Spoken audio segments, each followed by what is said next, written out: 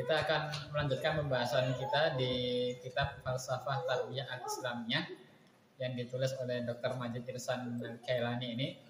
Nah, di pertemuan sebelumnya kita sudah membahas tentang muqaddimah, kenapa membahas falsafah pendidikan Islam ini menjadi penting. Maka di pertemuan kali ini kita akan membahas tentang hudud dirasah atau batasan-batasan studi. Sang penulis Dr. Majid Irsan Kailani menyampaikan, "Saufa taqtasiru hadhihi dirasa 'ala al-bahthi fi falsafatit tarbiyah al-islamiyah fi masdaraiha al-asasiyaini." Di pembahasan atau studi ini hanya akan membahas tentang falsafah pendidikan Islam berdasarkan dua sumber utamanya, yakni Al-Qur'anul Karim was Sunnah Asy-Syarifah, Al-Quran dan hadis, muqaranatan bima yuqabiluha fil falsafatil mu'asirati haitsuma istad'al bahth. Kemudian falsafah pendidikan Islam yang bersumber dari Al-Quran dan As-Sunnah ini akan dibandingkan nanti dengan falsafah pendidikan modern, yang mana ini menjadi inti pembahasannya. Jadi perbandingan tadi ya. Wa mustahdafatan al-ijabah 'anil as'ilah at-taliyah. Dan pada pembahasan nanti ini akan ada tujuannya itu untuk menjawab pertanyaan-pertanyaan berikut. Ini biasa di karya tulis kan ada rumusan masalah. Di rumusan masalah itu ada pertanyaan-pertanyaan yang diajukan. Kemudian karya tulis ini adalah untuk menjawab pertanyaan-pertanyaan tersebut.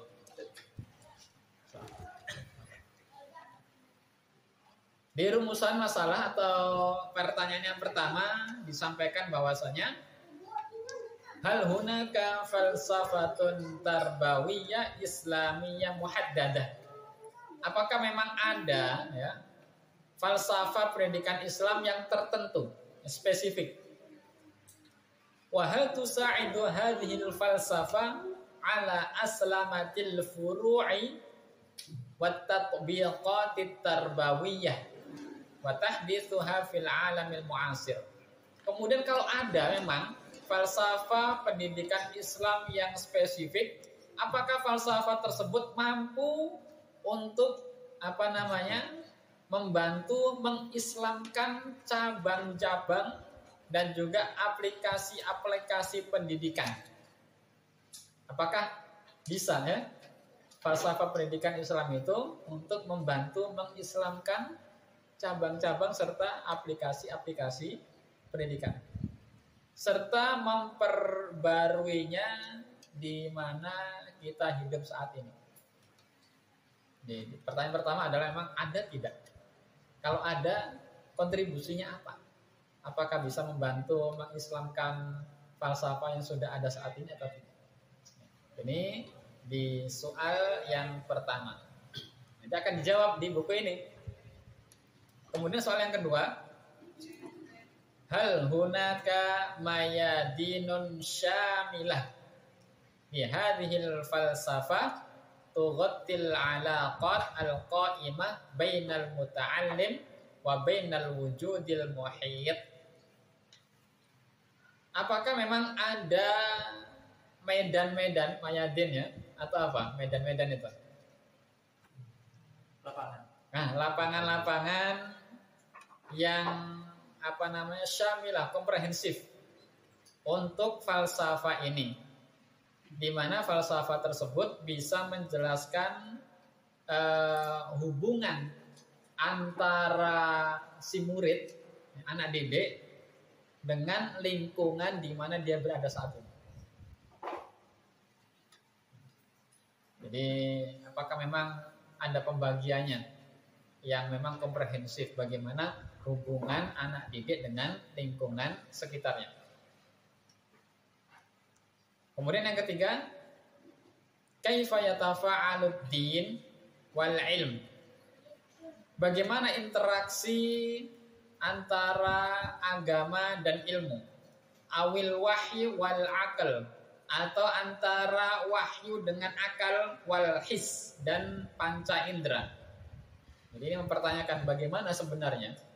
Ya, ini pertanyaan-pertanyaan akan dijawab di pembahasan ini. Bagaimana interaksi antara agama dan ilmu atau wahyu dengan akal dan panca indera. Fi manhajil ma'rifah al-islamiyah, dalam metodologi pendidikan Islam, duna insyiqaqin au ta'arud, tanpa adanya kontradiksi. Kira-kira bertentangan tidak antara agama dengan ilmu? Bertentangan tidak antara wahyu dan akal dan panca indera?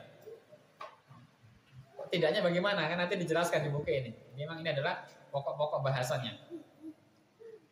Kemudian yang terakhir, yang keempat, hal lada hadhil falsafah al-mu'ahhalat wal fa'iliyat allati turashshihaha lil ishami fi halil azimma al-alamiyah al-qa'imah fi maidanit tarbiyah wal ilm. Apakah falsafah ini, yang dimaksud adalah falsafah pendidikan Islam, itu memang memiliki kemampuan, yang mana kemampuannya itu bisa untuk memberikan sumbangsih terhadap halil azimah, permasalahan, mengurai permasalahan atau krisis al-alamiyah, krisis global, al-qa'imah fi maidanit tarbiyah wal ilm, yang memang terjadi di bidang pendidikan dan ilmu. Jadi menurut Dr. Majid Irsan Al-Kailani sedang terjadi krisis, ya, dalam dunia pendidikan dan juga ilmu pengetahuan. Nah, falsafah pendidikan Islam apakah bisa memberikan peran untuk mengatasi krisis ini? Waliturhi mafhumin jadidin likullin minat tarbiyah wal ilm. Dan apakah bisa memberikan pemikiran-pemikiran atau pemahaman-pemahaman yang baru minat tarbiyah wal ilm dalam bidang pendidikan dan ilmu pengetahuan. Yatanasabu wa tatallu'at al-insaniyah al-jariyah, yang sesuai dengan kebutuhan manusia saat ini. Ini kebayang ya, ini pembahasannya ya. Ini akan menjawab pertanyaan-pertanyaan tersebut. Baru kemudian beliau menyampaikan ta'riful mustalahat, definisi dari istilah-istilah. Di sini disebutkan falsafah at-tarbiyah. Apa itu falsafah tarbiyah? Apa itu falsafah pendidikan? Maka beliau menyampaikan yuqsadu bi falsafatit tarbiyah, yang dimaksud dengan falsafah pendidikan fi hadzal bahats, dalam bahas ini, pembahasan ini, karena bisa saja definisinya itu berbeda lagi menurut orang lain atau di karya yang lain. Dalam bahas ini beliau menyebutkan bahwasanya definisi yang dimaksud dari falsafah pendidikan adalah namudajul insan alladzi tataqalla'u tarbiyah al-islamiyah ila ikhrajihi.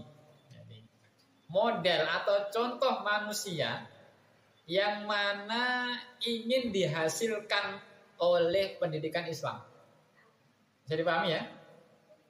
Jadi model manusia seperti apa sih yang mana dia itu ingin dihasilkan oleh pendidikan Islam? Fi dhawi alaqatihi bil khaliq, dalam tataran hubungannya dengan pencipta, wal kaun, alam semesta, wal insan, manusia lainnya, wal haya, kehidupan, wa ma ba'dal haya, dan apa yang ada setelah kehidupan nanti, alam akhirat. Jadi singkatnya, falsafah pendidikan menurut Dr.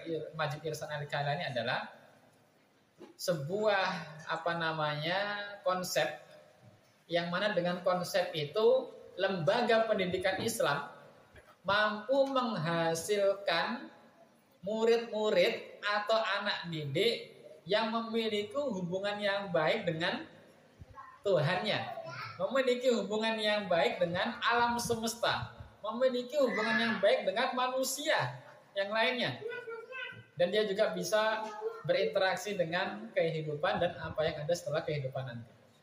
Jadi ini sedang mencoba untuk melahirkan model seperti ini, manusia seperti ini. Ini masuk beliau di falsafah tarbiyah atau falsafah pendidikan. Jadi falsafah pendidikan harus mencakup tujuan-tujuan tadi, melahirkan anak-anak atau generasi yang punya hubungan baik dengan Tuhannya dan seterusnya tadi. Baik, sekarang kita sampai di al-faslu tsani, pasal yang kedua. Nah, di sini disebutkan namudzajul alaqat bainal insani, model hubungan antara manusia dan al-khaliq wal kaun, alam semesta, wal hayah wal akhirah, kehidupan dan akhirat. Jadi ini adalah falsafah at-tarbiyah al-islamiyah. Jadi kalau ditanya falsafah pendidikan Islam ini apa? Ya tadi untuk mewujudkan ya modelnya, role model tadi manusia ya komprehensif ya, apa namanya, holistik gitu ya. Kemudian beliau menyampaikan al-hadaful ladzi tas'a ilaihi tarbiyah, tujuan yang ingin dicapai oleh pendidikan, hasba falsafatit tarbiyah al-islamiyah, menurut filsafat pendidikan Islam. Ini tujuannya ini menurut filsafat pendidikan Islam. Huwa bulughul muta'allim darajatar raqi al-insani. Yakni sampainya si siswa pada tingkat kemajuan manusia. Jadi ar-raqi al-insani. Apa? Kemajuan. Jadi harus unggul, makin meningkat kemanusiaannya. Jadi untuk itu tujuannya. Au darajati ahsani taqwim, atau dalam bahasa lain ingin menyampaikan si anak didik ini sampai ke derajat ahsan taqwim. Karena Allah berfirman, wattini wazaitun wa turi sinin wa hadzal baladil amin laqad khalaqnal insana fi ahsani taqwim. Ini falsafah pendidikan Islam dalam bahasa yang lain berarti ya mewujudkan manusia yang ahsan taqwim. Hasbat ta'bir Al-Qur'an, sesuai dengan takbir Qur'an tadi ya, ahsan taqwim. Wa yablughul insanu darajatar raqiyyi hina tatashakkalu alaqatuhu bil khaliq wal kaun wal insan wal haya wal akhirah. Manusia juga bisa mencapai tingkat kemajuan ketika hubungannya dengan pencipta, alam semesta, manusia yang lainnya, kehidupan dan akhirat itu terbentuk sebagaimana berikut. Ini pembahasan kita hanya sampai sini insyaallah di pertemuan ini ya, ringkas saja. Yang pertama adalah al-alaqah bainal khaliq wa bainal insan hiya alaqah ubudiyah. Dirinci lagi dalam falsafah pendidikan Islam itu dijelaskan bahwasanya hubungan antara khaliq dan manusia hubungannya adalah alaqah ubudiyah. Pengabdian, peribadatan, penghambaan. Berarti pendidikan Islam harus punya metodologi, harus punya konsep, punya kurikulum, materi-materi yang mendukung untuk mengarahkan manusia menuju penghambaan kepada Allah Subhanahu wa taala, penciptanya. Kemudian yang kedua, al-alaqah bainal insan wa bainal kaun. Hubungan antara manusia dengan semesta adalah alaqah taskhir. Ya, karena Allah sudah wasakhkhara lakum. Iya. Jadi di sini sebenarnya taskhir adalah pemanfaatan. Jadi memang kita diberikan hak untuk memanfaatkan apa yang ada di alam ini. Falsafah pendidikan Islam harus mampu menjelaskan bagaimana cara kita untuk memanfaatkan alam semesta ini dengan sebaik-baiknya dan sesuai dengan aturan Allah Subhanahu wa taala. Karena Allah sudah mewanti-wanti, zaharul fasadu fil barri wal bahri bima kasabat aydin nas. Telah nampak kerusakan ya, baik di lautan ataupun di daratan karena ulah perbuatan tangan manusia. Jadi falsafah pendidikan Islam harus bisa menyentuh itu. Kemudian yang berikutnya, al-alaqah bainal insani wa bainal insan. Hubungan antara manusia dengan manusia lainnya. Ini adalah alaqah adl wa ihsan. Hubungan keadilan dan juga ihsan, kebajikan. Nanti akan kita bahas lebih detail insyaallah. Kemudian yang keberapa setelahnya? 4 ya. Al-alaqah bainal insan wa bainal hayah. Hubungan antara manusia dengan kehidupan saat ini. Apa hubungannya? Ibtilah. Ujian. Jadi falsafah pendidikan Islam harus mampu menyadarkan bahwasanya kehidupan kita di dunia ini adalah ujian. Harus bisa memberikan kisi-kisi kehidupan ya. Kisi-kisi ujian supaya bisa menjawab pertanyaan-pertanyaannya dan lulus ujian. Dan yang kelima ya, al-alaqah bainal insan wa bainal akhirah. Hubungan antara manusia dengan akhirat hiya alaqatu mas'uliyah wa jaza. Bagaimana cara kita memahami akhirat itu adalah adanya tanggung jawab dan balasan. Kita semuanya dimintai pertanggungjawaban nanti. Dan semua perbuatan kita akan dibalas di akhirat nanti. Jadi 5 hal inilah yang harus dibahas di falsafah pendidikan Islam. Sekarang coba kita bertanya kepada diri kita masing-masing. Dalam aktivitas pendidikan kita itu sudah mencakup 5 hal ini belum? Adakah pembahasan antara murid dengan atau antara manusia dengan Rabb-nya? Ada. Antara manusia dengan alam semesta? Ada. Antara manusia dengan manusia? Ada. Antara manusia dengan kehidupan ini? Ada. Antara manusia dengan akhirat? Ada. Jadi paling tidak kalau sudah ada 5 ini kita telah menjalankan falsafah tarbiyah Islamnya, falsafah pendidikan Islam. Nah di bawahnya ini ada diagram atau apa ini ya? Gambar ini ya. Coba lihat ini. Al-insan al-muta'alim. Siswa ini ya. Manusia sedang belajar. Ini ada panah-panah ini. Nah, 5 hubungan tadi disebutkan di sini. Ringkasannya. Baik, kita coba bahas satu persatu. Tadi di poin yang 1 tadi hubungan apa? Al-ubudiyah. Antara pencipta dan manusia ya. Ini adalah ibadah. Maka jelas ayatnya. Allah Subhanahu wa taala berfirman, "Wa ma khalaqatul jinna wal insa illa liya'budun." Kok ada pendidikan tapi tidak mengarahkan ia pada peribadatan pada Allah Subhanahu wa taala, maka perlu diperbaiki. Oke lah kalau dia memang sekolahnya sekolah sekuler. Tapi kalau sekolah umum, sekolah Islam, kemudian tidak membahas tentang ibadah, nah, perlu dipertanyakan. Jadi karena pendidikan Islam itu ya memang bertujuan menanamkan kesadaran bahwa apa? Iya betul. Ya. Bahwasanya aktivitas manusia baik itu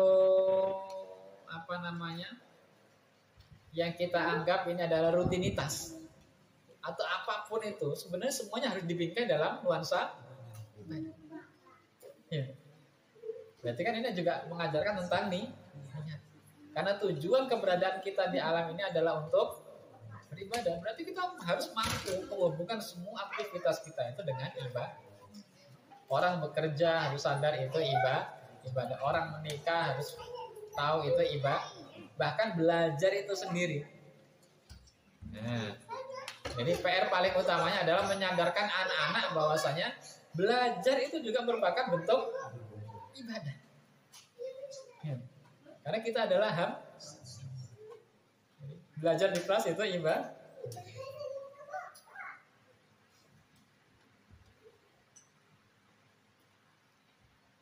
Baik, kemudian yang kedua tadi Hubungan apa tadi? Taskhir tadi ya, antara manusia dengan alam semesta. Allah Subhanahu wa taala berfirman, "Huwallazi khalaqalakum ma fil ardi jami'an." Dialah yang telah menjadikan untuk kalian apa-apa yang ada di bumi semua. Jadi memang semua ini Allah ciptakan adalah untuk manusia. Dan Islam mengajarkan bagaimana cara kita untuk memanfaatkan. Sehingga pendidikan Islam mengajarkan siswa untuk memandang alam ini sebagai amanah dari Allah Subhanahu wa taala. Bukan sekadar apa? Objek eksploitasi. Ambil, dirusak dan seterusnya. Jadi pemanfaatannya itu harus berdasarkan prinsip-prinsip Islam. Makanya Rasulullah SAW juga bersabda, Innallaha katabat ihsana ala kulli syai. Sampai urusan menyembelih hewan itu juga harus dengan cara yang baik. Berarti kalau begitu memetik buah, menebang pohon itu juga harus dengan cara yang baik. Memanfaatkan hewan-hewan dipelihara itu juga harus dengan cara yang baik. Karena mereka bukan hanya sebatas objek eksploitasi, tapi mereka adalah titipan amanah dari Allah Subhanahu wa taala. Pernah dengar tentang pemakaman langit tidak? Yang di Nepal. Iya, Tibet atau Nepal ya? Di beberapa kepercayaan yang lain, mereka menganggap bahwasanya manusia itu setara dengan alam semesta sekitarnya. Jadi ketika hidup manusia memakan hewan-hewan ini, ketika mati dia juga gantian dimakan oleh hewan. Padahal konsep Islam tidak demikian. Manusia dilebihkan oleh Allah Subhanahu wa taala atas sebagian makhluk yang lain. Ya. Itu konsepnya. Walaqad karramna bani Adam. Rasulullah memberikan kemuliaan dan semuanya ini Allah tundukkan. Bisa gajah itu tunduk pada manusia, kuda tunduk pada manusia. Karena memang untuk dimanfaatkan oleh manusia sebagai penunjang dalam beribadah kepada Allah Subhanahu wa taala. Ya. Diajarkan itu. Kemudian tadi yang ketiga, hubungan antara manusia dan manusia tadi ya. Dasarnya adalah keadilan dan ihsan, kebajikan. Jadi interaksi dengan sesama manusia itu ya harus tadi memenuhi unsur-unsur keadilan dan kebajikan. Bagaimana ayatnya?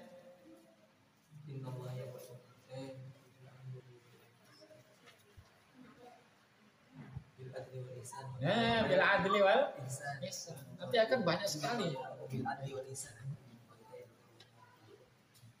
Banyak sekali kita menemukan kalimat al-adl dan ihsan. Baik itu di Al-Quran ataupun di adil sesama manusia, berbuat baik kepada sesama manusia. Wabil walidaini ihsan.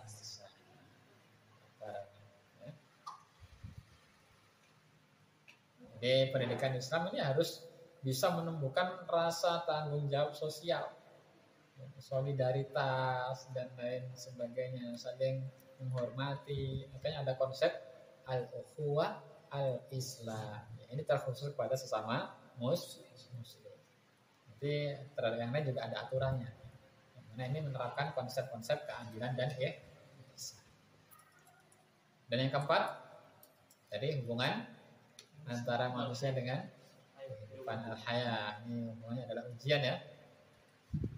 Kita harus sadar bahwasanya kita sedang diuji untuk mengukur kualitas. Dan nanti setelah diketahui kualitasnya sampai mana, berarti itulah nanti akan dia dapatkan di akhirat. Bagaimana ayatnya? Alladzi khalaqal mauta wal hayata liyabluwakum ayyukum ahsanu. Inna ja'alna ma'anal ardi zinatan laha linabluwakum ayyukum ahsanu. Nah, ini ujian. Kehidupan ini semuanya ujian. Jadi jangan terkecoh dengan gemerlapnya dunia. Tetap fokus untuk menjalankan uji. Yang lulus ya alhamdulillah. Yang gagal celaka nanti. Gagal ujian. Jadi dia harus punya karena ujian ini kan banyak komponen yang harus dikuasai. Ya, dia harus dibekali dengan kemampuan intelektual, harus dibekali dengan kemampuan spiritual, emosional, pengendalian emosinya, semuanya karena sedang nanti ujiannya begini, karena dia tidak punya pengetahuan, sehingga gimana ya? Dia juga diuji ketahanan dirinya, pengendalian emosi. Jadi harus mencakup itu semua. Bagaimana konsep sabar, bagaimana konsep syukur. Itu kan ujian semuanya kan. Ujian ada yang enak, ya harus syukur. Kalau nggak syukur, nggak lolos. Ujian ada yang tidak enak, harus sabar. Kalau tidak sabar berarti nggak lulus. Masalahnya kalau sudah mati selesai ujiannya nggak bisa ngulang, nggak bisa remedial. Tapi dibayangkan anak-anaknya yang muda sih. Iya. Ini muda, nggak ada remedial. Jadi ulang. Ya, kelima tadi terakhir apa tadi? Ya. Jadi kita menjelaskan bahwasanya tujuan akhir kita adalah akhir. Jadi finish terakhir kehidupan kita adalah akhirat, yang mana di sana ada surga, ada neraka. Faman ya'mal mithqala dzarratin khairan yarah. Faman ya'mal mithqala dzarratin syarran. Jadi kita harus pintar-pintar nyari-nyari menemukan ayat yang memang relevan untuk pembahasan seperti ini. Menjelaskan tentang tujuan dari falsafah pendidikan Islam. Nah, apa yang kalian lakukan nanti menujunya hanya kedua tempat ini, antara surga dan neraka. Baik, sementara sampai di sini dulu ya. Nanti kita lanjutkan insyaallah di pembahasan yang akan datang setelahnya. Kita tutup terlebih dahulu, nanti kita buka diskusi ya. Kita tutup dengan alhamdulillah. Alhamdulillahirabbil alamin. Subhanakallahumma wa bihamdika asyhadu an la ilaha illa anta astaghfiruka wa atubu ilaik. Billahi taufiq. Wassalamualaikum warahmatullahi wabarakatuh. Waalaikumsalam warahmatullahi wabarakatuh.